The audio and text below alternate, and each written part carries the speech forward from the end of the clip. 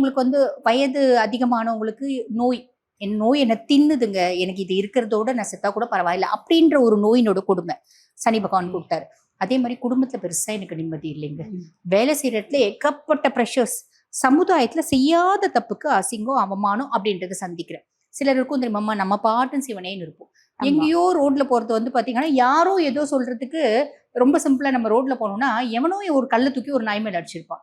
ஒருத்தன் கல்லை தூக்கி அடிச்சிருந்தானே போறவங்களெல்லாம் அந்த நாய் பத்து குடைக்கும். அந்த மாதிரி சில மனிதர்கள் வந்து பாத்தீங்கன்னா சிவனேன்னு இருக்கவங்கள கொலைச்சிட்டு இருந்தாங்க அப்படின்னு சொல்லலாம். அந்த மாதிரி மேஷம் நிறைய பேரால கஷ்டப்பட்டாங்க. இப்ப 7 நாட்டு சனியாவே இருந்தாலும் குருனோட உச்ச பார்வை 9ஆம் பார்வை சனி மேல படுறதுனால சனி ஆல்மோஸ்ட் நல்லிஃபை ஆயிடுறாரு. என் மூளையை தின்னுட்டு இருந்த சனி பகவான் காம் ஆயிடுறாரு. இது ஒரு பெரிய பிளஸ் மேஷத்துக்கு. அதுக்கும் மேல குரு பகவான் 4ஆம் பாவத்துல வந்து அமர்றாருமா. சுகஸ்தானம் அப்படின்னு சொல்லுவாங்க. அப்ப சுகஸ்தானத்துல குரு பகவான் வந்து அமர்ந்தால டிஃபால்ட்டா மேஷம் வந்து பாத்தீங்கன்னா வீடு கட்டுவாங்கம்மா, வீடு வாங்குவாங்க.